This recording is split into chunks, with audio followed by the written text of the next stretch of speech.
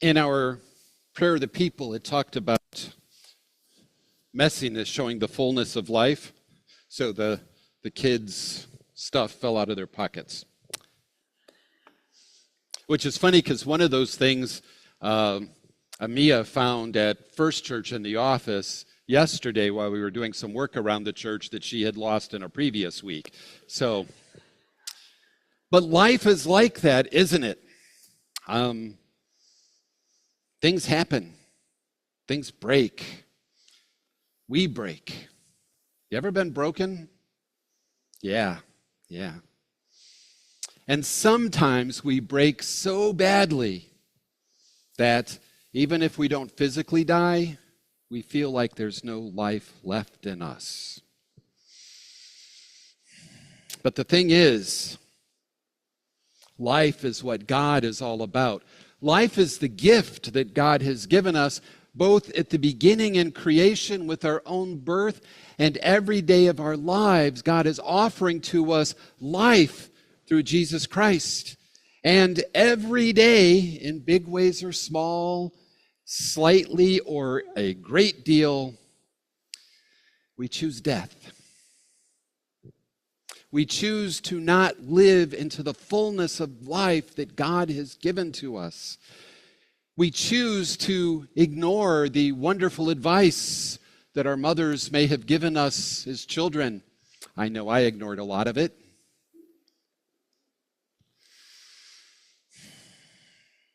But through it all, God is leading and calling us to be people who are fully alive. But sometimes, it's beyond our control. In the case of Tabitha, she became ill and she died. And Tabitha was a person who, as we can discern from the scripture, lived life fully, lived it generously, lived it so that other people might experience that life that comes from God. And she did this through generosity and service. So much so that as she was a maker of cloth, she'd give it away. And it was beautiful. Both the cloth, the fabrics were apparently beautiful, but even more beautiful than that was the love that the people felt because of Tabitha's generosity to them. And I don't think the generosity was just simply, here, have this piece of cloth, isn't it pretty?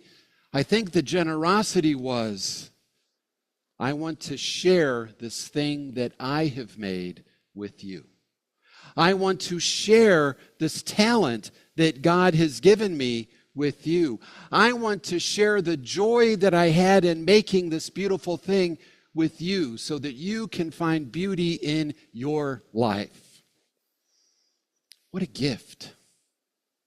I know there are days where I really wish somebody would give me something that made me feel like life was beautiful. Because there are days where I have trouble seeing it. Oh, not recently, of course, but indeed, the gift of God's joy, the gift of sharing the talents, the passions, the love that God has given to us is in itself life-giving. I have seen people perk up, lift up their countenance, go from the living embodiment of hopelessness to embracing life. Granted, in extreme and big and miraculous and grandiose ways, that may be a little rare. But if we look around, we see it every day. There are days when maybe it's a little rainy and cloudy and gray, and I'm talking about inside me and not with the weather.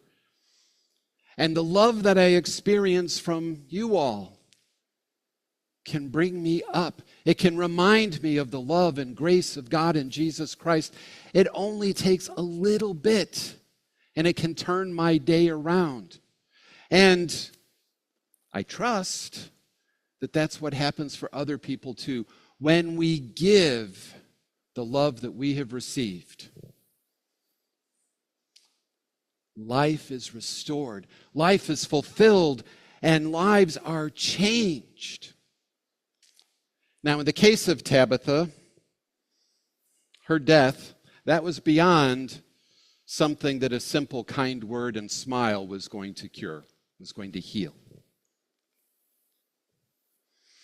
But there was hope even in her death, because they sent for Peter to come, hoping against hope that maybe something good would happen, or at the very least, they wanted the comfort that one of the men who was so close to Jesus would bring to them.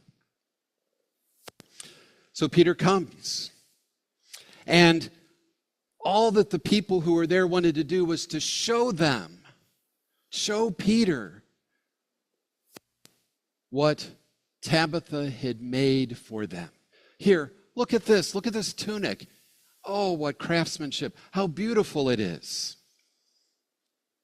Which is really another way of saying, I think, how much it touched my heart that she gave that to me. And all the people were devastated by her death, but at the same time, they were celebrating and remembering all that she had given to them. And I'm still not talking about the fabric. I'm talking about the feeling of being loved, of connectedness, of community, of life.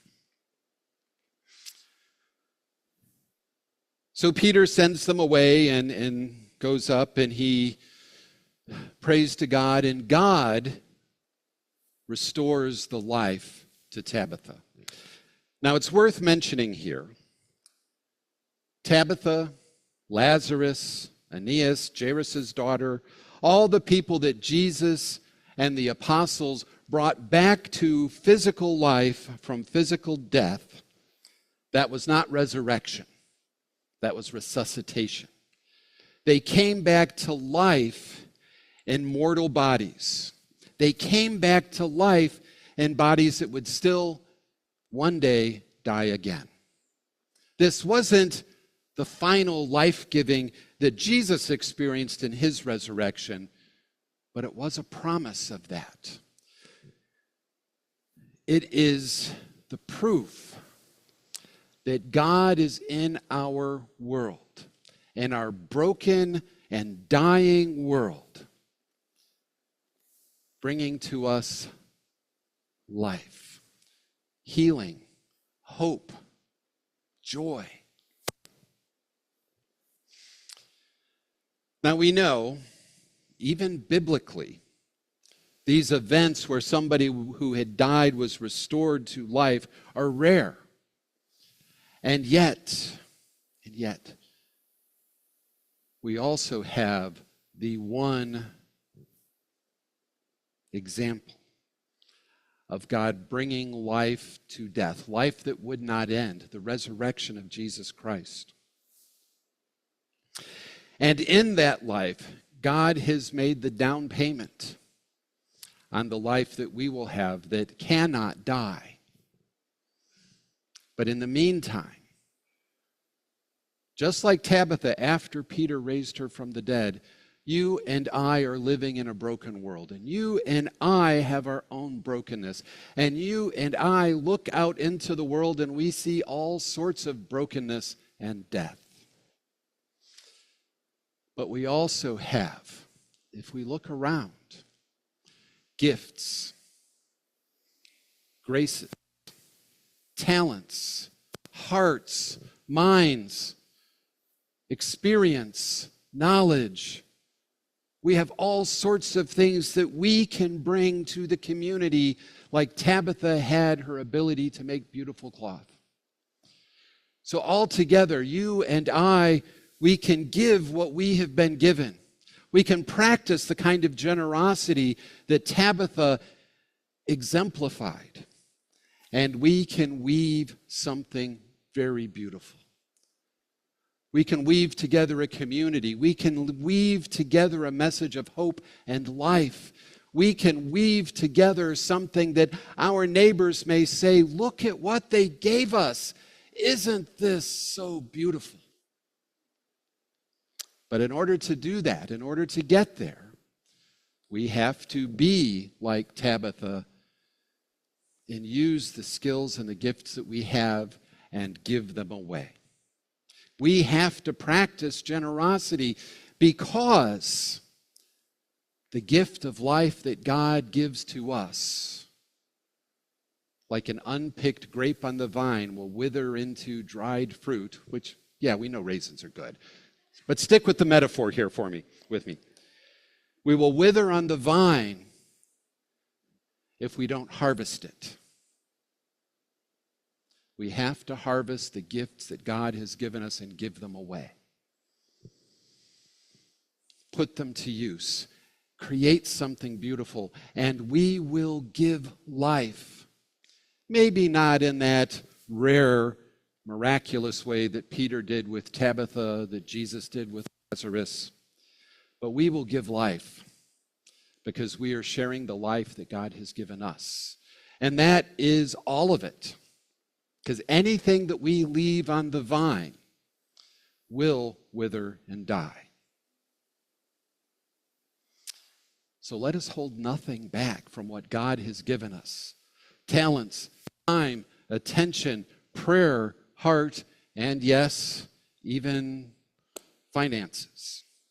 Because we need it all to be a life-giving people.